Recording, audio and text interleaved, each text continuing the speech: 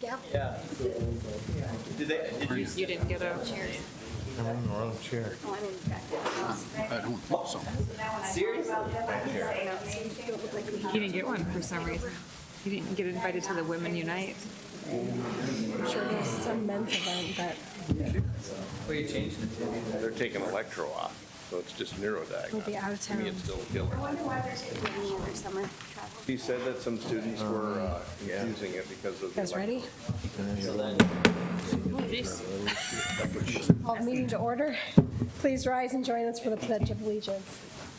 I pledge allegiance to the flag of the United States of America and to the republic for which it stands, one nation, under God, indivisible, with liberty and justice for all.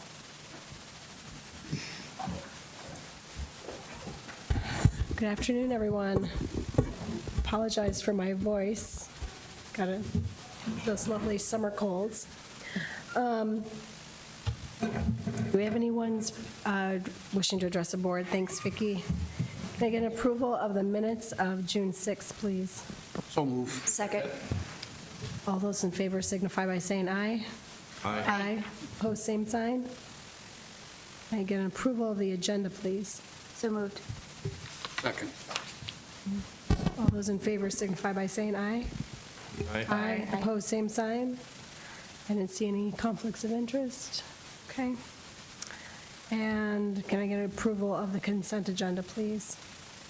So moved. Second. All right, any discussion? All those in favor signify by saying aye.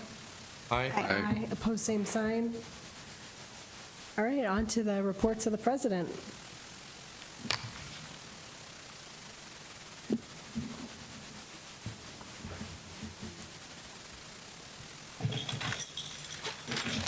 President Parker, members of the board, good afternoon. It's a lovely, warm afternoon for all of us.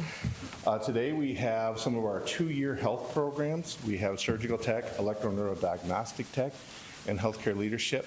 We do have some folks who are on vacation because it is summer.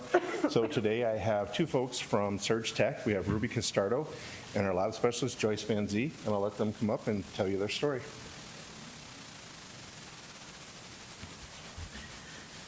Good afternoon, President Barker and rest of the board members. So as Craig said, my name is Ruby Castardo. I am the Program Director for Surgical Technology, and that's going to be the first program that we talk about. Surg Tech came about World War II. They noticed that they were lacking trained surgical personnel. Surgeons that were doing the surgery on the World War II victims that were coming in did not have trained people that knew the instrumentation that they needed. So the British, they always are a little bit ahead of us when it comes to medicine, decided that they needed to start training personnel for that career field. They called them operating room beetles. Don't really like that title. So it came across the pond to the United States in about 1950, and we started training people on the job training in the operating rooms for operating room technicians. As the career field grew, as surgery becomes more intricate and more detailed, they realized, you know, these people need to know more than just instrumentation. So they started developing educational programs. Southeast Tech graduated their very first class of operating room technicians in 1970. They had 3 graduates, 2 of whom are still working today.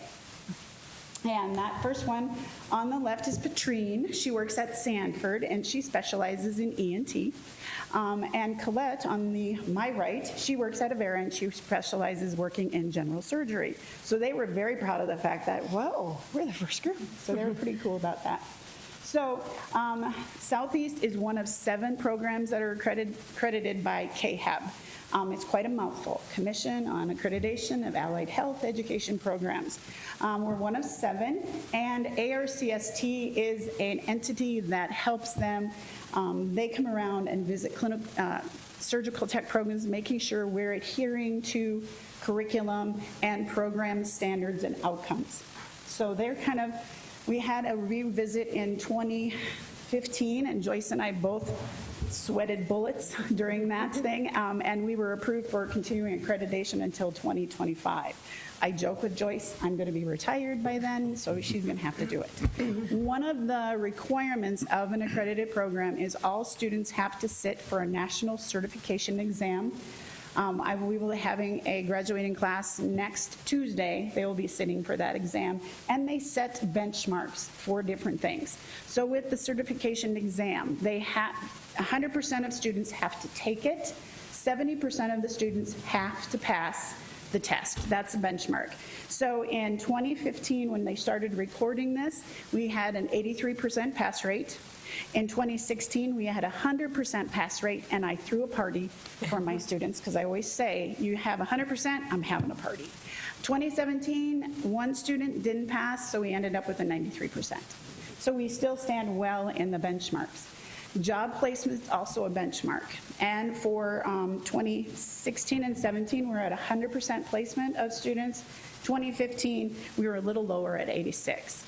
We have 16 graduating this year. All 16 have jobs already, and they're all asking for more. So then the last benchmark we have to do is an employee and student satisfaction survey. So of the 3 years that we're reporting on, we've had 100% satisfaction, both from employers and from students. So the program is doing very well in that respect. There's 2 full-time faculty members, myself. I hold a bachelor's degree in social work from Dakota Wesleyan University. One of the requirements of a program director, you have to have a bachelor's in a health science area, which social work is. And then I graduated in 1986 from Southeast with a diploma in Surg Tech. People ask me, why did you leave social work? And I said, well, I left work one day with a fat lip, bloody nose, and my favorite shirt totally ripped because one of my clients decided to use me as a punching bag. And I said, that's it. I'm going to go back to school for something else. Surg Tech appealed to me, and I've been doing that since 1986. So I always joke I go from working with juvenile delinquent teenagers to working with adult juvenile delinquents, because sometimes the people in the operating room, that's kind of how it goes. And then I'm going to let Joyce introduce herself. Hi, President Parker and the members of the board. My name is Joyce Manzi, and I'm a certified surgical technologist. I am a graduate of Southeast Tech. I graduated back in 1992 and worked here in Sioux Falls at a couple of the hospitals here in town doing this profession. Started out at Southeast Tech back in 2006 when they had this position. And why did I choose to go teach? I did a lot of teaching in the hospital. I was always preceptoring students. I always had students with me, and I always wanted the best for them. So this was my chance to go out and kind of do it full time. My work duties is I teach the students hands-on in the lab setting, so I do all the hands-on skills. I have a lot of open labs available for them so they can come in and practice those skills. And then I also take care of any of the orders for supplies and equipment that is needed. And I also work with the hospitals and setting up clinical sites and making sure they're all good to go with their evaluations and working with preceptors and whatnot to help them with the students and getting them to what they need to have done. So. Between Joyce and I, we both worked at the same hospital, so we're kind of, our students often joke that we act like more like sisters because we've been together for so long. And then we do have several adjunct instructors that help with our clinical, spring clinical. Students go to the hospitals starting in January for 2 days a week, and we have adjunct instructors there supervising and making sure students are getting orientated into the operating room, getting into the rooms to actually do the scrubs and setups of the equipment, and passing during the surgical procedure. We are a 2-year program. We have a total of 72 credits that the students take in a variety of areas.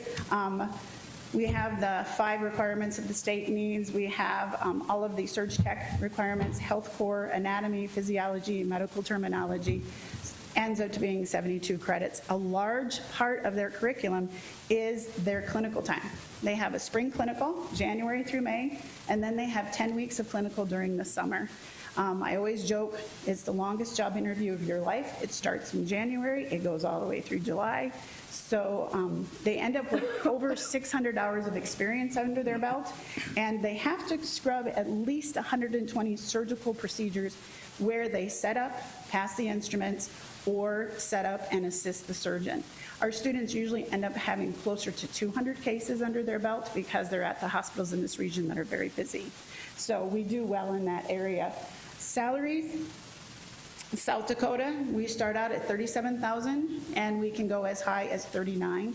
That will be changing over the next few years because of our health industry is growing so much. But compared to Nebraska, they start at 36,000, topping out at 41,000. Iowa, 36, topping out at 43. And Minnesota, 41,000 up to 47,000. So it's quite a lucrative career field for a student to consider. Some of the different skills that we teach them in the lab that they have to know day one, we have to teach them how to cleanse their skin, because you can't sterilize living tissue. The only way to do that is by submitting it to 250 to 270 degrees Fahrenheit, or different chemicals that would pretty much melt your tissue off your bone. So they have to do the next best thing, which is learning how to do a surgical scrub. They have to learn how to gown and glove themselves. Their first time attempt at it takes them about 4 or 5 minutes. By the time they graduate, they're getting it under 45 seconds. They always challenge us. How fast can you? So we always have a race. She usually beats me, but we're right around 40 seconds, 35. Another skill that they have to do is they have to learn how to do different draping. We're the ones usually that are draping the patient out, waiting for the surgeon to come in, so we have to understand that. And we're the ones that set up all the instruments up on the back table. So those are some of the skills for surgical technology. So Misty, who is the E&D instructor, she decided she'd rather be in the Caribbean on a cruise than here today. So I'm taking over for her for this aspect. There are one full-time instructor, which is Misty Armstrong, and then an adjunct, Darla Klinger, that comes in and helps with the different labs. So do any of you know what an ENDT person would do? That's the acronym. Any of you ever gone in for a sleep study or a carpal tunnel? The technicians who do that are trained electrodiagnostic neurotechnologists. They do 3 basic procedures that are done either in the clinic or the hospital setting to help the physician make a diagnosis and help determine what is wrong with that patient.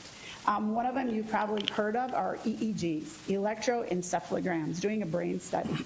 They will do those for patients who are suffering from seizure disorders, a stroke, or a trauma. Another aspect of their area is then they end up doing, I have to look at it again, it's called a polysomnography, or PSG. I love acronyms, they're much better. They're basically those studies that are done for people who have sleep disorders, people who have apnea, the different kind of things, because people don't realize that not getting enough sleep can often have problems with their general health and with heart attacks and strokes as well. The last area that Joyce and I are more familiar with are evoke potentials that our ENDT techs do. They come into the operating room, they hook you up with all these gizmos, and then during surgery, they track your nerve conduction studies. When we put in hardware for a cervical neck fusion, we want to make sure that it's not impinging on the nerves, or when we're doing back surgery. So the evoke kids come in and do that. They come into our lab before they go to clinical, and we dress our patient out. We don't do surgery on real people. We have to do it on mannequins, but that's okay. And she ends up asking questions. Okay, we've lost T3 through 4. What's the problem? So they have to crawl underneath. So it's kind of an intense, so they have to know a little bit about sterile and aseptic technique. Let's see. They are one of the 7 accredited programs out at Southeast. Their body that helps KHAB make sure that they're staying in alignment is a different entity, Committee on Accreditation for Neurodiagnostic Technology. Some of the different skills they do in the lab, they love volunteers. So if you ever want to come out and have an EEG done or any of this stuff, they would love you to come out and they would hook you all up.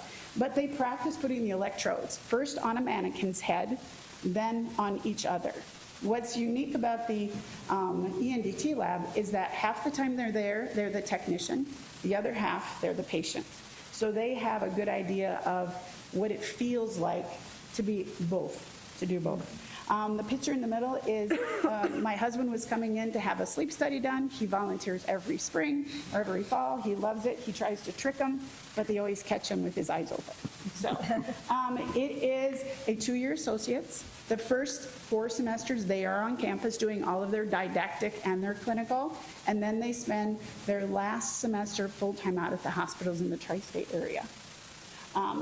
Typically, hospitals is where they work, but they do work at some clinics in the neuro industry, and then they will travel. You've got lots of small hospitals in the area. You've got a group of patients that need to have a nerve study done or a sleep study done. They will actually take a semi, like you've seen with other programs, and they'll go down there and they'll do the test there. So they do some traveling. So that's the NDT. Last program, I have a bet with Craig. He's timing me. If I get done in 15 minutes, he gets me my favorite soda, which is a vanilla Coke. I'm way past time, so I'm going to have to buy him a Mountain Dew. So my Lynn, who is the academic advisor for healthcare leadership, is camping at Peace Creek, which is over by Geddes.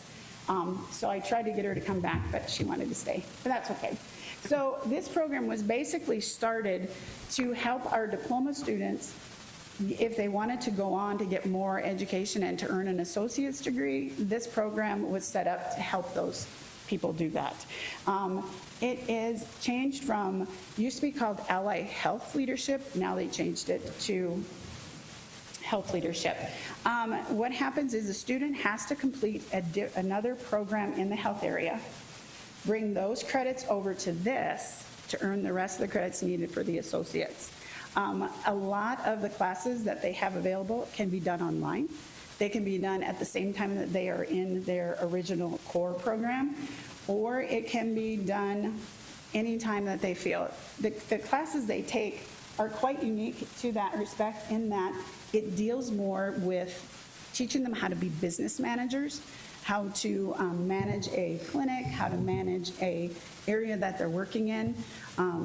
So it's an additional 31 credits to their diploma program, and then they get an associate's. When I first started, Surge Tech was a diploma program, and this was a great option. I had one student, I don't want a diploma, I want a degree, so this was a great option for her to go back and get that. One of the things that they do is that she specializes, and they picked a lot of business classes to help really solidify that background, so that if they are in a small area and they need someone to do coding, to code these, they have that ability to take a course so that they can learn that. To do insurance filing, they have a business course where they do that. So they're a very, very valuable source in our smaller clinics and hospitals. So she laid out basically what you would get paid with or without the degree. For our phlebotomists who come in and draw blood, they get paid a little bit more if they have their AAS degree. Same thing with farm technicians that are working in a hospital setting, and our LPN programs.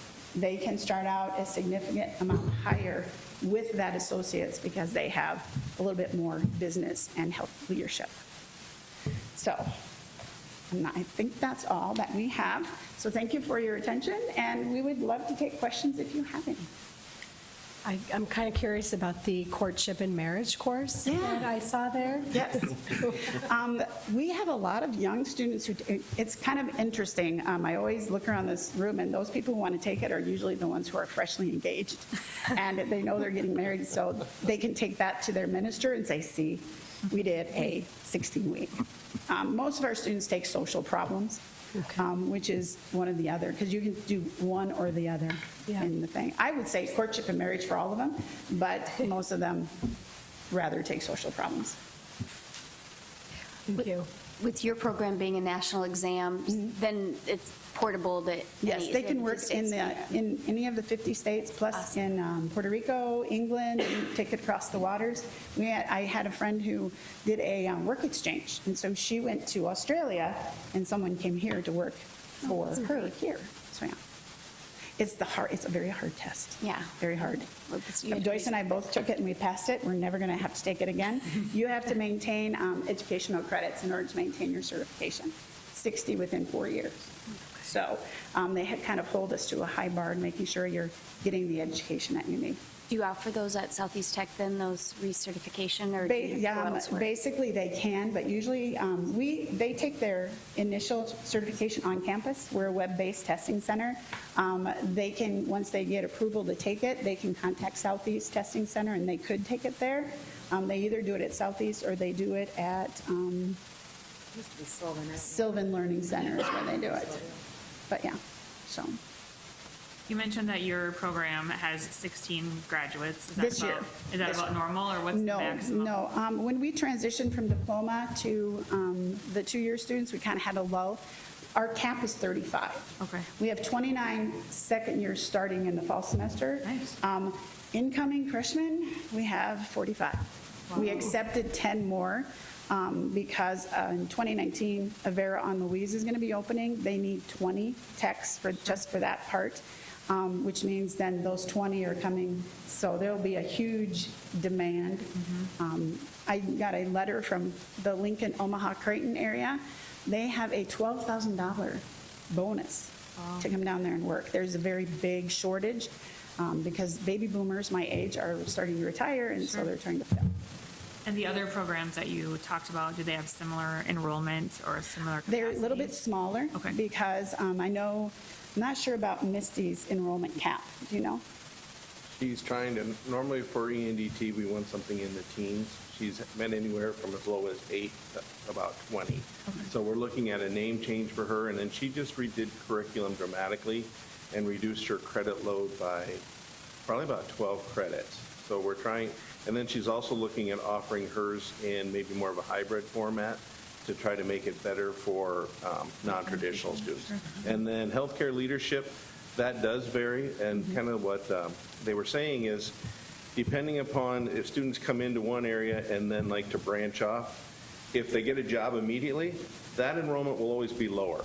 And right now, I know when my wife went to work for Avera, it was like over 1,000 openings. So there's such need in healthcare. Until there's a lull, that is never going to be a high enrollment program, because it's kind of that add-on to it. Yeah. Our accreditation cap for Surge Tech is 35. So this year, it's a one-time increase. If we see the need continuing, then we would have to ask accreditation to allow us to up the cap permanently. Sure. Yeah. Every time I go to the hospital to visit students, because that's part of my job, it's always here, and they follow me around with apples. I'm not, sorry, I'm retiring in 2 years. She doesn't know that, but yeah. Anyway. Yeah, one of the hospitals was asking me to come back. I'm like, no, I like my job where I'm at right now.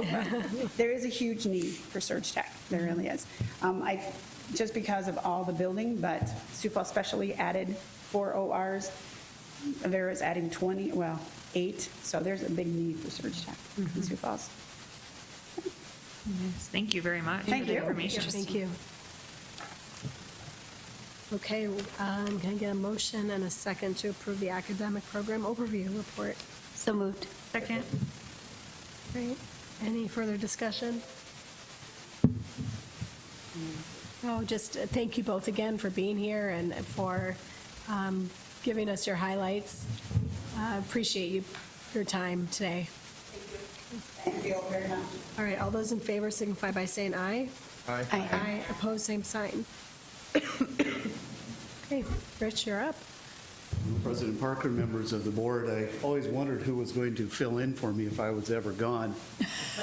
I think Ruby would be perfect. There's a lot of comparisons to budget and surgery in some instances, and if I talk for the full 35 minutes, we'll have a sleep study too tonight. So I don't know why this document's not coming up, but I can speak to the general changes in the FY19 budget. The post-secondary fund, we had some additional revenue that was identified from the tentative adoption in May to this point in time, $226,940 in additional revenue, spread in 3 general areas. One was in local sources.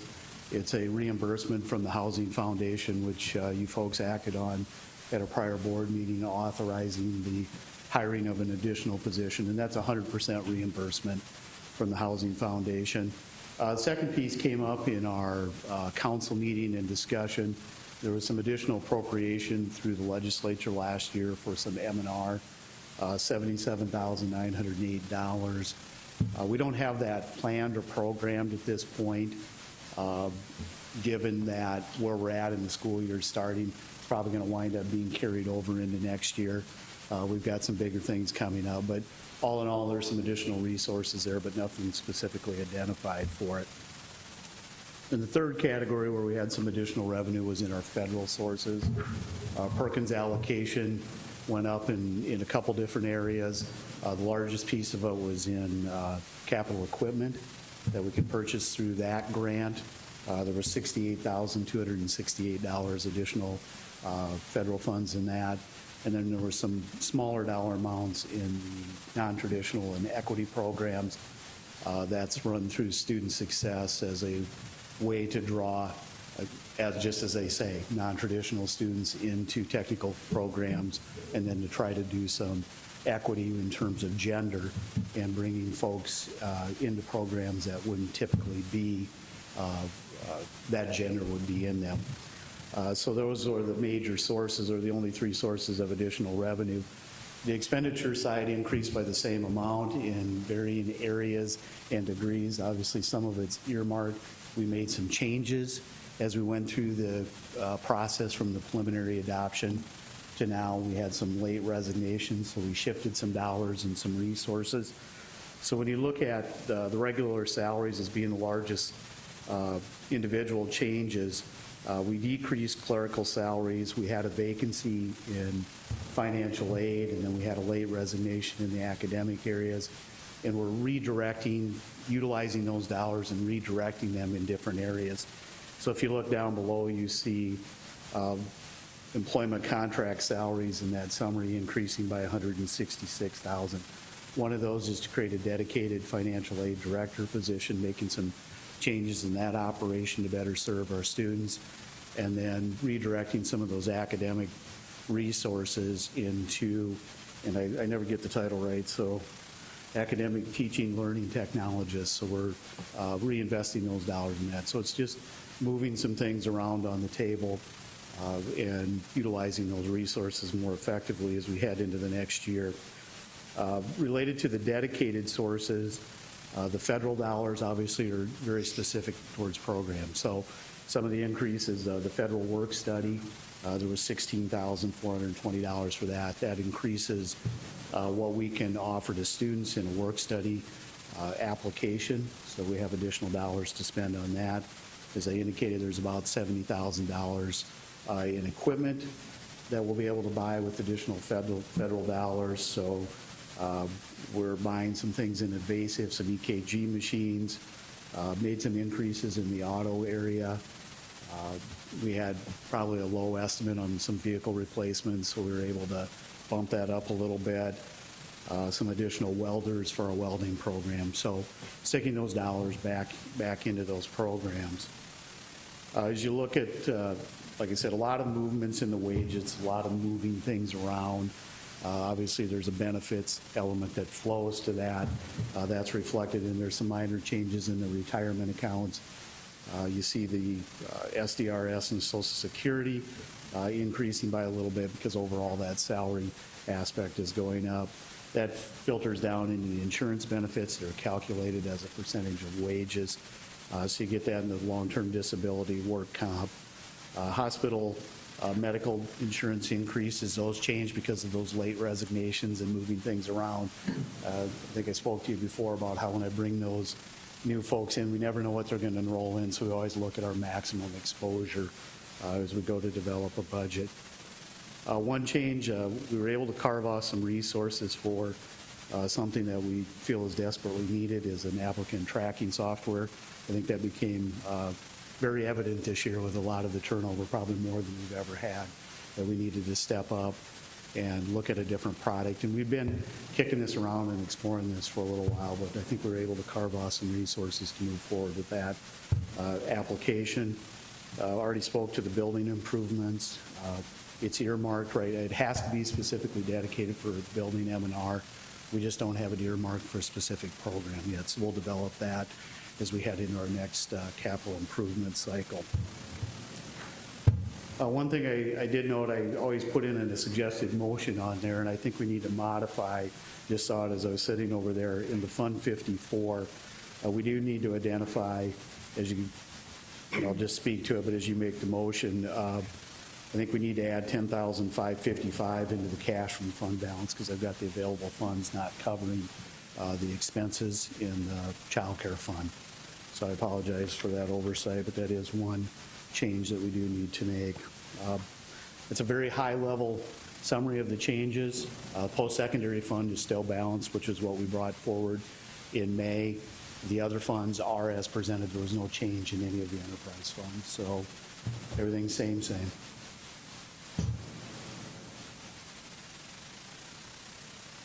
You want to stretch this out a little bit longer? I sure can. We've got some time. If I could get the PowerPoint to come up or the image to come up, I would go on. Does anybody have any questions for Rich?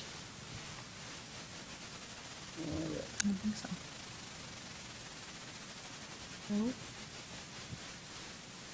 No? Ken's not even tapping his pencil yet. I still No, got time. you've got time left, but I just, I know that with growth, there are challenges, and we've all been through the challenges with declining enrollment, but with this last year and a half, almost 2 years now, with the enrollment increases, there are challenges that come along with that, that I know that you have worked very hard, Rich, you and your team, to meet those challenges, to get that all figured out.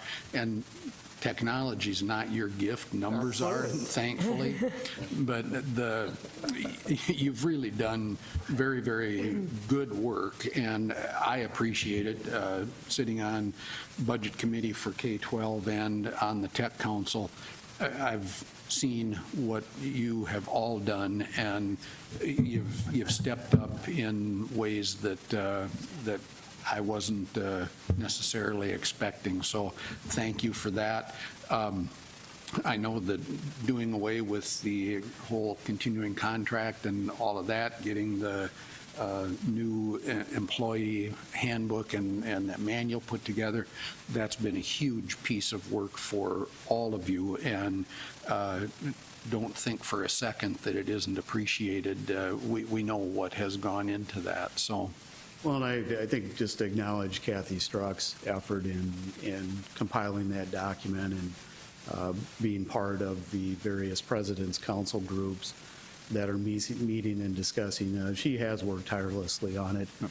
I just periodically look and nod my head when she comes in with some suggestions. So she's really done the heavy lifting on that, and really in terms of archiving it and recording it, obviously it's input from a lot of different resources, a lot of different folks weighing in on it. So I think at the end of the day, it's a good product.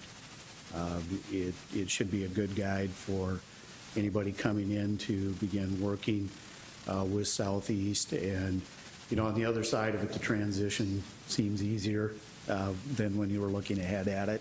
So I think we're grateful to be moving on. Good. Thank you. Okay. I would, well, I don't see the proposed motion here. Okay. I move that we adopt the FY19 budget for Southeast Technical Institute as follows, written out with the one change of the, $10,555? Correct. Change from what is written. Second. Any further discussion? All right, all those in favor signify by saying aye. Aye. Opposed, same sign. All right, thank you, Rich. Thank you. Anything else for the good of the order? Oh, we've got one more He's sneaking up there. addendum to the agenda. Good afternoon, President Parker, members of the board.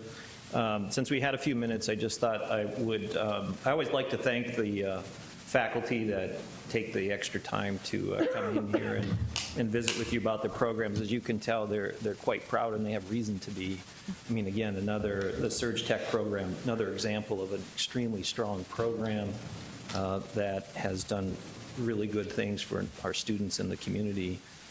In a recent meeting with the Vice President for Human Resources of both Avera and Sanford, we had them out on campus a couple of months ago, and we talked about all the many, many needs that they have And the top program area that they said they are short in terms of skilled staff would be surge tech. And so they were asking us to try to ramp up the program, and thanks to Dr. Peters and his help, and in both Joyce and Ruby, we were able to bump up those numbers. And fortunately, there's a lot of interest in that program, and I think overall that's helping our enrollment numbers. I went and talked with the registrar today and about that, and I think specific point in time, we're slightly up in credits, slightly down in headcount as a comparison to last year, but a lot of that lines up with now our AARs in terms of how many AARs. And I think at this point, Megan, am I correct? Last year at this time, I think we had 9 AARs. Yep. And right now we've had 8, and our 9th is coming this Friday, which right now has, I think, 110 students signed up. So, that's very good. It's a positive number, and we're continuing to work hard to do our best to try to ensure, again, another positive outcome that Kent referred to in terms of our overall numbers. The last piece of information I wanted to convey, though, was my thanks to Eric Van Laken, who led the VP of Academic Affairs Search Committee.